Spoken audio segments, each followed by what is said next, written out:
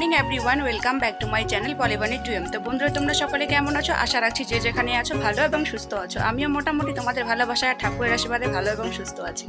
তো আজকে সকাল সকাল ভিডিওটা তোমাদের সঙ্গে শেয়ার করতে পারিনি, কারণ প্রচণ্ড বৃষ্টি ছিল। আর রোজ দিন তোমাদেরকে বৃষ্টিটা কী দেখাবো, তোমরা তো উপভোগ করতেই পারছো নিজের নিজের জায়গা থেকে। তো আজকে কিন্তু আমার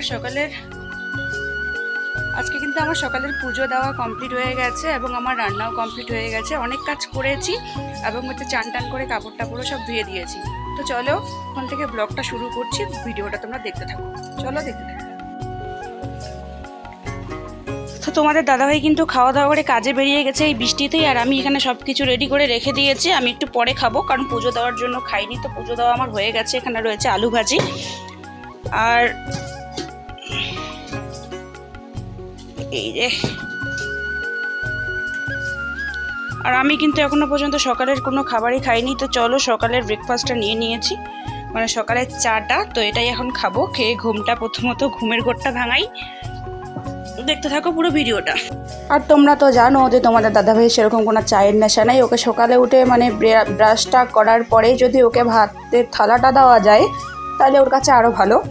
আর ওর একদমই চা সেরকম পছন্দ করে না। আর এই বিস্কিটটা, নামটা আসলে কি, তবে এই বিস্কিটটা দুর্দান্ত খেতে। যেহেতু হচ্ছে 50 টাকা প্যাকেটটাই মাত্র 10টা বিস্কিট থাকে, মানে সেরকম স্বপ্নেই কিন্তু বিস্কিটটা খেতে একদম দুর্দান্ত। আমার তো দারুণ লাগে, ফেভারিট একটা।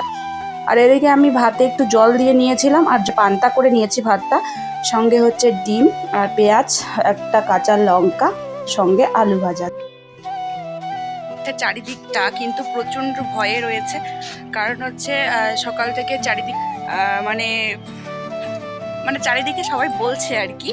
তো সকালে ঘুম থেকে উঠে একটা খবর পাই যে আমাদের এইদিকে নাকি বাঘ বের হয়েছিল। তো হচ্ছে ব্যাপারটা এরকম যে আমাদের তো মনে করো এই জায়গাটাতে মানে চারিদিকটাই একদম বাগানে ভর্তি এবং বাগানে ভরা, মানে জঙ্গল জায়গা।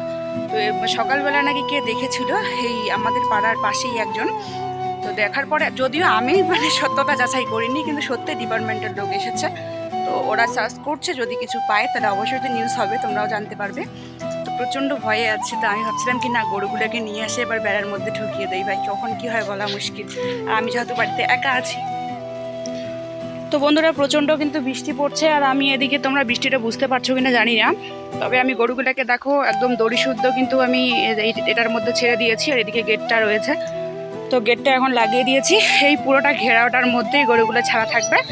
এখানে সারাদিন খাবে, একদম সন্ধ্যাবেলা এখানে জল দিয়ে তারপরে ঘরে ঢুকাবো। তো চলো, এখানে থাকলে একটু মনে হয় সেফ থাকবে, কারণ চারপাশের অবস্থা খুবই খারাপ। আর চারিদিকে শোনা যাচ্ছে যে বাঘ বেরিয়েছে, তো যদিও আমি সত্যিটা জানি না। তো চলো, এখন বাজে হচ্ছে দুপুর 12টা পার হয়ে গেছে। তো এখন আমি দুপুরের রান্নাটা বসাবো। তোমাদের দাদাভাই কাজে গেছে, ওর আর খাওয়ার টাইম হয়ে গেছে। তো 1টা বা 2টোর দিকে বাড়ি চলে আসবে। তো চলো, বেশি বকবক করবো না। তো গ্রামের মেয়ে বা গ্রামের বউ বলে এইসব কিন্তু সম্ভব, তাই না? যদি আমরা বরের টাকার আশা করি, যেহেতু একটা মানুষের উপার্জনের টাকায় সংসারটা চলে, তার মধ্যে তো ডাক্তার, ওষুধ, ভালো মন্দ অনেক কিছু থাকে। আর প্রত্যেক দিনে 365 দিনে যদি আমরা কেনা শাকসবজি খাই তাইলে তো কি হতে পারে।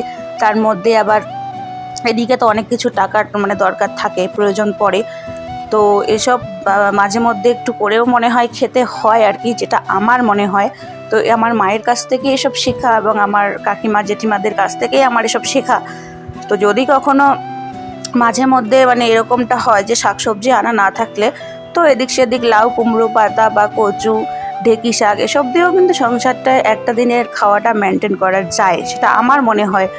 তো যাই হোক, মাঝে মধ্যে কিন্তু লবণ ভাতেও সন্তুষ্ট থাকতে হয়। প্রত্যেক দিন যে মাছ মাংস প্রত্যেক দিনের মেনু এবং রেসিপি যে আমি শেয়ার করবো একদম স্পেশাল, তা কিন্তু নয়। তো আজকে খুব ইচ্ছে হয়েছিল যে আজকে আমি কিছু একটা বাড়ির কিছুই রান্না করব। তো এই জায়গায় যেহেতু আমি নতুন এসেছি বা কিছুই জানি না কোন দিকে কোথায় কী আছে, তো এই কারণে হচ্ছে আমি কিছু কচু শাক তুলে এনেছি। তো সেটাকে কি কচু বলে জানি না, অনেকে কিন্তু চামঘাস নামে চেনে, আবার অনেকে বাঘি কচু বলে। তো আমি সেটাকে এনে তুলেছি রে ভাই, এই যে আমার হাত পায়ের চুলকানি, এতটা চুলকানি হয়েছে কি আর বলবো, একদম মাথা খারাপ চুলকানি হাতে। এটা কারণ আমি এটাকে মানে খুব কষ্টিয়ে ধুয়েছিলাম তো এই জন্য। তো যাই হোক, আমি আর কি অনেক জ্ঞান দিয়ে দিলাম। তো এদিকে কচু ভাজিটা করেছি, আর এদিকে হচ্ছে আলু আর সয়াবিন একটু ঝোল করেছি। তো সব কিছু মাজা কষা করে একদম ক্লিয়ারভাবে এই ঘরে সব কিছু নিয়ে চলে এসেছি। আর আমরা তো এই ঘরে খাই, রান্নাঘরে খাই না। তো আমি এখন খেয়ে নেব, কারণ আমার ওষুধ খাওয়ার আছে। আর এদিকে ওরা আসলে ওরা খেয়ে নেবে ঠিক সময় মতন। আর এদিকে তোমাদের দাদাভাই এসে কয়েকটা লঙ্কা তুলে দিল আমাকে, কারণ হচ্ছে লঙ্কাগুলো নষ্ট হয়ে যাচ্ছে বৃষ্টিতে। তো এই কারণে বরমশাই বলল যে লঙ্কাগুলো তুলে দেই, তো সন্ধ্যার আগে একটু তুলে দিয়েছিল। আর আমার কিন্তু হাতে হাতে সে অনেক কাজই করে দেয়, যদি বাড়িতে থাকে তবেই।